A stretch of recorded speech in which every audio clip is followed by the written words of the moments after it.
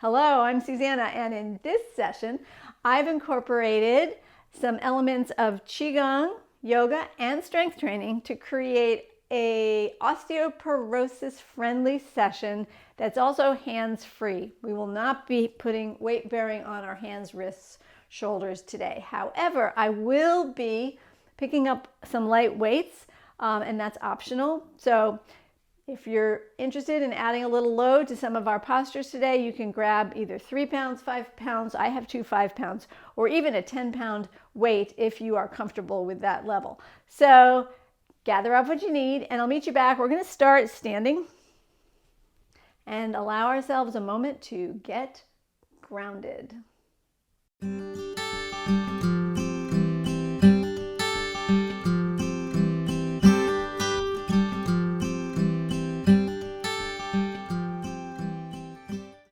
All right, let's begin standing on 2 feet and just root down. So bend and straighten your knees while you press your feet into the floor. Feeling a sense of connection to the floor beneath you, gripping the floor a little bit with your feet. Great. And now we're going to start moving the arms at the same time as we're bending and straightening the legs. So let the arms float. Float to the sides and float in front of you, crossing at the wrists. So you'll breathe in and out through your nose. And then we are going to take the arms out to the sides. Now bring them in. Pay attention now. The backs of the hands are going to come towards each other.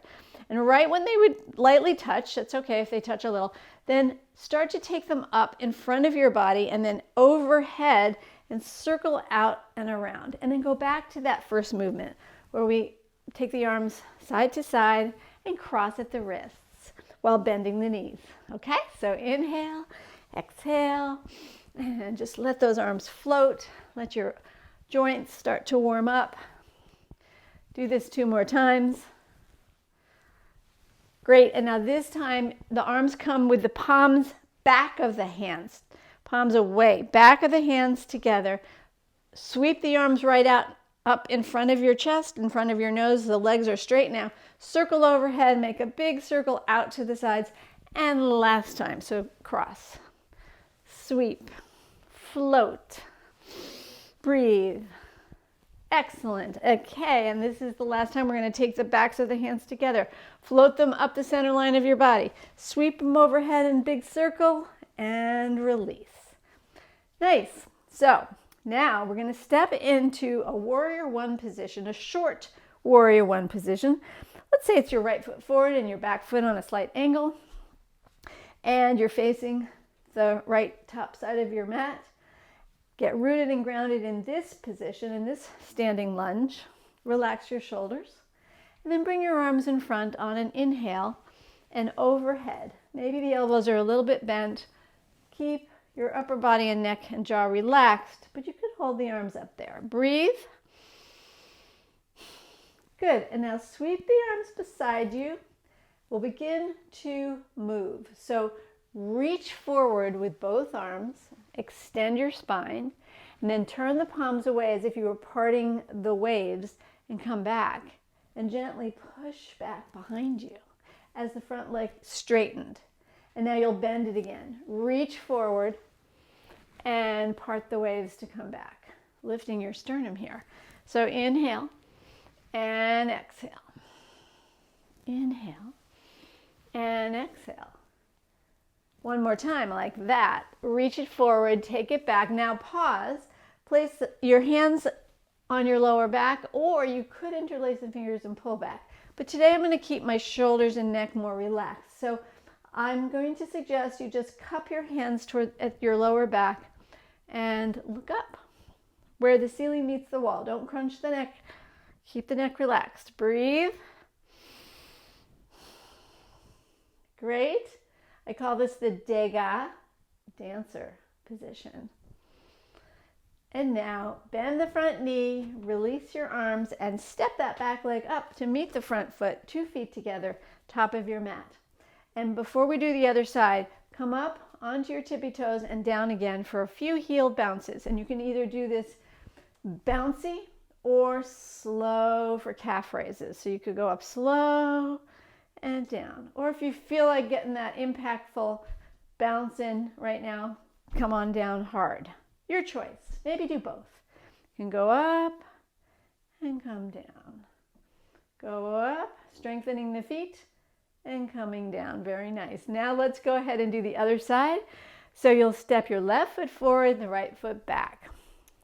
Take enough of a wide enough space between the feet for your hip bones to go forward. And then ground in your feet, feel connected. And now both arms float up overhead without really overdoing it right now. I'd like you to keep an awareness of a relaxed neck. Don't stretch up. Just hold the arms up and breathe. I've got a slight bend in my arms. I don't know if you can tell. And breathe. Good. And release the arms beside you. Begin to extend forward. So now you can straighten those arms and straighten your spine. Stretch, stretch, stretch. And then part the waves and lean back, lifting the chest. The arms come out to this behind you with a nice press. And then push it forward. Reach and lean. Weight on your front foot, which is your left foot, and weight in your back foot. Lean back, lift your sternum. 2 more times. Go forward, come back. Go forward, and take it back. Pause here. Place hand on lower back. Breathe. Good. Soften the front knee, step the back foot forward, 2 feet together. Release your arms. Very nice. Next, we're going to do some hip movement and a quad stretch, or in yoga, we call it dancer pose. So beginning by standing on with 2 feet, I'm going to hold on to the side of this bookshelf. Lifting one leg up, start to take it back and forward, back and forward. So you're moving from the hip. Try not to arch your back. You're just taking the leg forward and back from the hip. Good. And now, after you do that several times, hold it back. The knees are lined up. Reach back and see if you can grab your foot and then pull your heel towards your butt. And this is a quad stretch, right? From there, you could just hold this quad stretch just like this, or move into a variation on dancer by leaning forward and kicking your foot into your hand, lifting your sternum. And the option to turn it into a balance pose is there if you'd like to release the front arm and hold dancer pose. But if that does not feel stable, you'll hold on to something, please. Breathe. Good. And then come back and release your foot to the floor. Step it out. Good. And then I'll turn around to do the other side. So I'm taking the leg up and I'm swinging it forward and back. Just lift it and behind you and forward. Great. Hip mobility, yes. All right, now bring it behind you and bring it, the heel towards your butt, and grab a hold of your foot and really stretch the quad. Okay, shoulder blades are gently coming towards each other. You're breathing. And now you might move into dancer pose by leaning forward but lifting your sternum. Arm is lifted, thumb and first fingers touch, and you're pressing your back foot into your hand. Focus your gaze for balance, and don't forget to breathe. Good. And of course, this could be done, holding on to something and getting the stretch in the front of your hip flexor, and lots of benefit of this posture. Release. Take your feet down, step it out. Okay, and now squats 3 ways. Way 1 is Utkatasana, or chair pose in yoga. Bring your feet hip width apart. Root down, starting in Tadasana, mountain pose. Then bring both arms up in front and overhead, reach. Then take your hips behind you and sit back with the arms extended if that feels good. Or you could cactus them or you could place them down on your thighs. So whichever you choose, you're going to hold it, breathe, feel the weight in your heels. You should be able to lift your toes and spread them. Breathe. You can play with the upper body as we hold the lower body in the chair pose. Breathe in, breathe out. I've lifted my toes and planting them back down.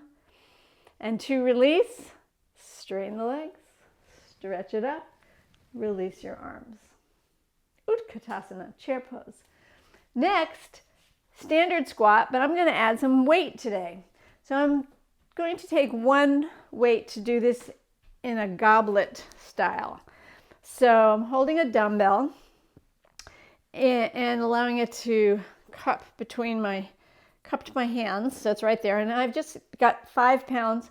I have done this with 10 pounds, and you might want to use 5 pounds, 3 pounds, or no pounds would be fine too. Okay, take your feet a little bit wider than that hip width distance. Feet are parallel, toes forward. So you'll hinge at your hips and sit down, but keep your chest lifted so we're not rounding the upper back. That was a squat. So I'm going to go sideways so you can just see me doing it from the side. And what I do not want to do is overly arch my back or round my back, right? So it's a challenge. So we're going to have the feet more or less parallel, if that feels okay for your knees. You'll hinge at your hips and sit. Keeping that chest lifted. If you're holding that weight, be sure not to round. So that's when I come down, I'm going to hold for 2 seconds and then lift up and squeeze my butt at the top. And again, sit down, come up. Sit back, push off to come up. Sit down, take a breath, and up. Last time. Good. Now, you could do that again, another round if you wanted to. But now I'm going to do a goddess pose, which is the third style of a squat without weight. We'll just take the feet in a wide stance with the feet going out in 2 directions. Relax the shoulders, bring hands to a prayer, and sit down in that goddess squat. Good, taking your thumbs to press into your sternum, keeping the chest lifted and shoulders relaxed. Don't look up, don't look down, but rather take that chin, tuck it back slightly, and goddess. Breathe in, breathe out. So I'm doing an isometric press with my hands here. So getting that benefit of working my upper back muscles, chest muscles, and hand tension. Okay, inhale. On your exhale, release the hands to your thighs and sit deeper. And then just come up to standing. As you come up, you can squeeze your butt, pivot your feet forward, and bending your knees, you'll step out gently. Finally, we're going to go down and do a bridge pose with weight, a weighted bridge. Very beneficial. I'm going to be doing it with my 2 5-pounders, so it's going to be 10 pounds on my pelvis. Carefully, I will lower to the mat and find my way to my back.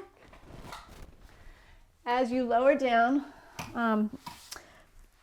use your abdominals and your breath, keeping your spine straight and your chin slightly tucked.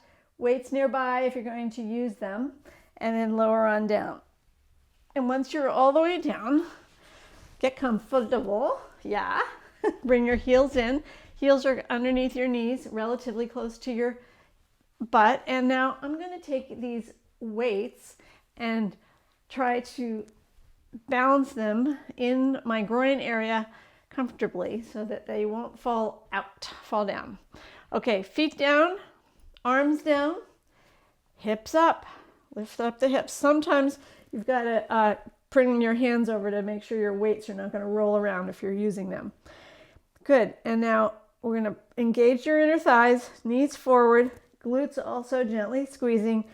I'm going to take advantage of this loaded bridge and go up and down and really work the weights and stress my muscles and bones in this bridge. So slowly lower down and slowly push up. Bring it down, feel each vertebra coming down, and then the tailbone drops, and push off from the hips. Push your feet down on the floor, push your hips up. Keep your neck, jaw, face, and chest relaxed. Lower down. Continue. Let's go up and let's go down. When you go up, you can squeeze your buttocks. When you go down, feel your vertebra landing. Let's do 4 more. Lift up. That's 1. And 2.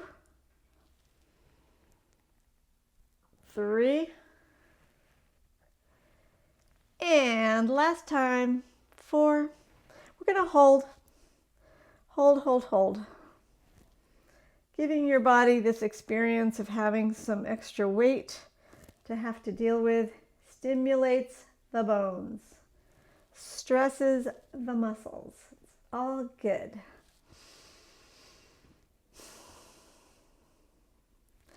When you feel ready, slowly release to the floor, and then carefully remove any weights you might have chosen to use.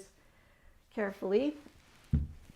And then do a counter pose. So you might pick up your feet and bring your knees into your chest. Give your lower back a nice massage side to side.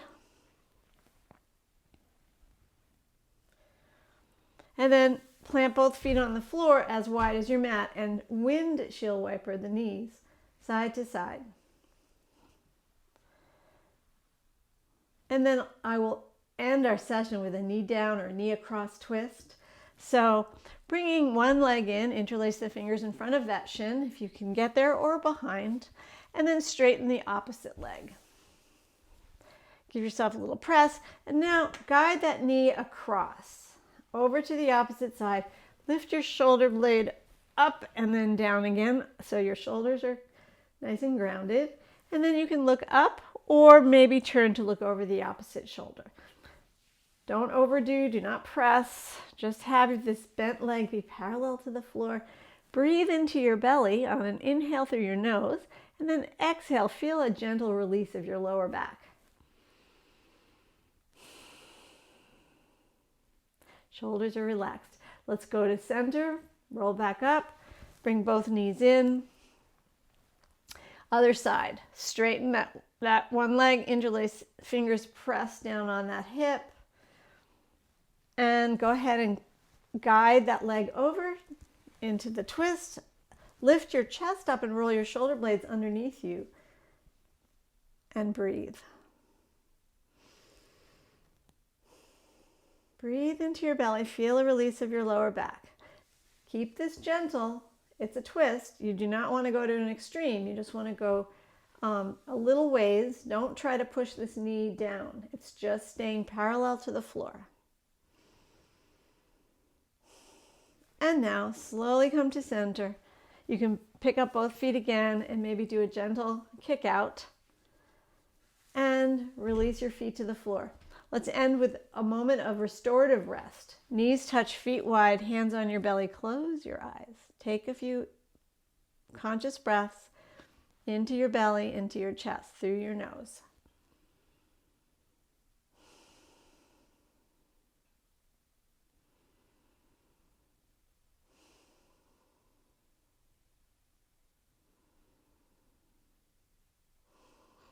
Very nice. And now let's end taking ourselves up safely. Push yourself up, keep your head down so as to protect your neck as you rise to a seated position. And once you've found a seat, I say thank you very much for joining me. If you enjoyed this session, I'd love it if you would give it a thumbs up, a like. And if you're not yet subscribed to this YouTube channel, well, go ahead and subscribe. And if you'd like to join the Strong Bones Facebook challenge, where we can interact in real time, There is a link below this video where you will find a way to click and then request to join the Facebook group. We would love to have you. So I hope you found this helpful. Love to hear from you. Comment below. I'll see you in Facebook. Namaste.